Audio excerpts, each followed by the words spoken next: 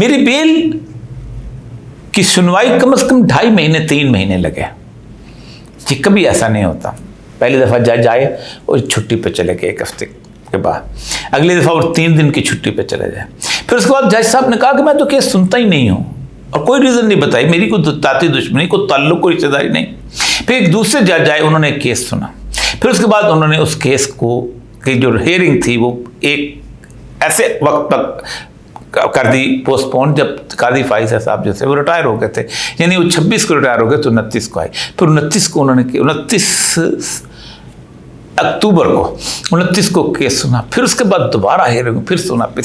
लेकिन उन्होंने फैसला इतना अच्छा किया है कि मैं उनकी जाली ज़िया बाजवा साहब के दाद देने के बगैर नहीं रह सकता कि उन्होंने इस केस की को जड़ से ख़त्म कर दिया। आप हैरान होंगे कि जो लोग, और हैरान कौन बात है, तलत हुसैन साहब इस पर प्रोग्राम क्यों नहीं करते हो? मैं नहीं बताऊंगा कि आपका आगाज़ सहाफ़त का किस तरह का था। मुझे दिन अच्छी तरह याद है कि जब हुकूमती सिफारिश की बुनियाद के ऊपर आप पाकिस्तान टेलीविज़न के बराह रास्त डायरेक्टर न्यूज़ लग गए थे, और वो सारे के सारे अशरफ वसीम साहब, मुस्तफ़ा मंदोखेल साहब, जो इतने जो 15-15 साल की नौकरियां करते वो जहाँ पे आने वाले चाहते थे।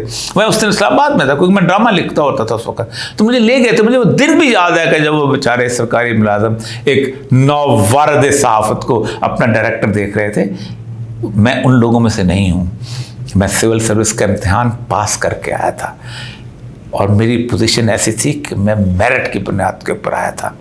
मैं सिफारशी लोगों में से ना अब हूँ, ना था, ना कभी रहूँगा।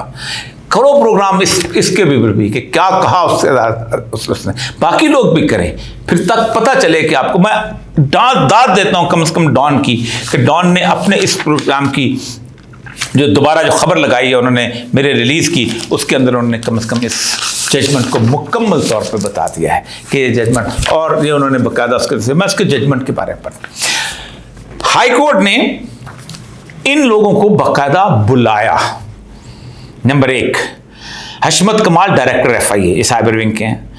Mohammad Sarfaraz additional director, Ali Yazdan assistant director forensic, Ejaz Khalil assistant director legal, Ahsan assistant director forensic, Ghulam Mustafa technical assistant and Ali Raza SI FIA with police report, Aamir Riyad forensic scientific PFSA, Sabir Saqlain legal adviser and Khalida Sattar law officer PFSA।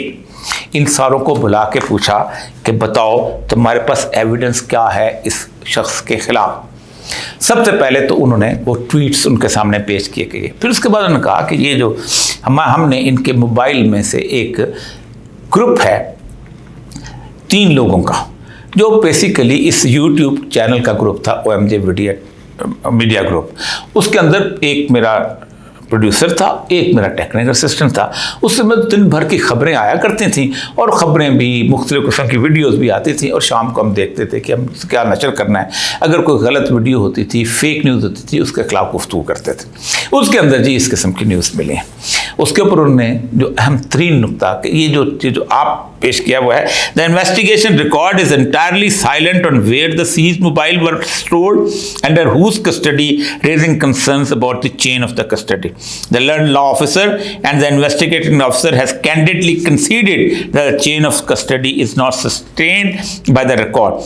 Evidently, the value of the forensic report जो है उसके बारे on the record mobile phone given the compromised chain of custody, कि कुछ पता नहीं चलता ये मोबाइल कैसे उठाए गए, किसके पास रहे, क्या हो। ये तो एक टेक्निकल मैटर था, लेकिन असल मसला ये है कि पूरे के पूरे जुर्म को हाई कोर्ट ने मुकम्मल तौर पर ख़त्म करके रख दिया और कहा द पिटिशनर्स alleged पोस्ट, यानी मेरी जो alleged पोस्ट थी बताई जाती थी on X account Twitter, neither glorifies an offence related to terrorism, कि मैंने कोई ऐसा जुर्म नहीं किया जो कि टेररिज्म को ग्लोरीफाई करता हो, उसको बेहतर बनाता हो, और any individual connected of such crime, या किसी ऐसे आदमी को जिसको टेररिज्म के साथ सजा हुई हो, मैंने उसको ग्लोरीफाई किया हो।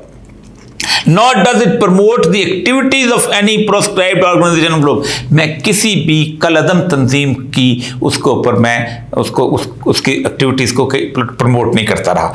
फिर फिर आगे वो कहते हैं in these circumstances the petitioner's involvement in an offence of cyber crime terrorism as punishable under section 10 of the PECA remains a matter further inquiry. Perusal of the record reflects that the alleged post on X account at the most may, ज्यादा से ज्यादा may, हाँ अगर हो सकता है, may constitute contempt of, वो अदालत तौहीन अदालत का हो सकता है, and nothing beyond that if proved that the same were posted by the petitioner। पूरे का पूरा केस डिमोलिश कर दिया गया। आगे यहां तक नहीं, although the petitioner is explicitly named in the FIR for sharing intimidating post tweet via X account, the investigating officer during the investigation failed to record the statement of any individual who claimed to have been aggrieved by the petitioner's post under section 21 of the PICA। बताया गया था कि किसने लोगों की तौहीन की, कोई एक आदमी कोई का रिकॉर्ड नहीं है कि हाँ मेरे बारे में इसने कहा है तो मैं उससे एग्रीव्ड हुआ हूँ। फिर उसके बाद आगे लिखा intentionally and publicly exhibiting, displaying or transmitting information that superimposes a natural person's face। इसमें आखिर में उन्होंने कहा the WhatsApp of the close friends constitute public sharing is a matter for the trial। यानी दोस्तों के ग्रुप को। और फिर जज साहब ने कहा कि इस तरह तो इस कोर्ट रूम के अंदर से अगर सबके मोबाइल पकड़े जाएं तो उसके अंदर से व्हाट्सएप ग्रुप के अंदर बेशुमार बातें होंगी जो आप लगें तो आप इस पाकिस्तान को क्या बनाना चाहते हैं। तो ये पूरे का पूरा एपिसोड आपके सामने रखने की बुनियादी चीज़ ये थी कि मुझे इस सारे अरसे के अंदर उस तबके से कि जो तबका समझता है कि हम आज़ादी इजहार के लंबरदार, जो तबका समझता है कि हम बुनियादी तौर पर इस पाकिस्तान के अंदर इंफॉर्मेशन, एक्सेस टू इंफॉर्मेशन और आर्टिकल 19 और फिर उसके बाद पता नहीं क्या क्या कुछ कहें, उस तबके की बदतरीन खामोशी की सिर्फ एक वजह थी जो अकबर आबादी ने बताई है कि रकीबों ने रपट लिखवाई है जा जा के थाने में कि अकबर नाम लेता है खुदा का इस ज़माने में।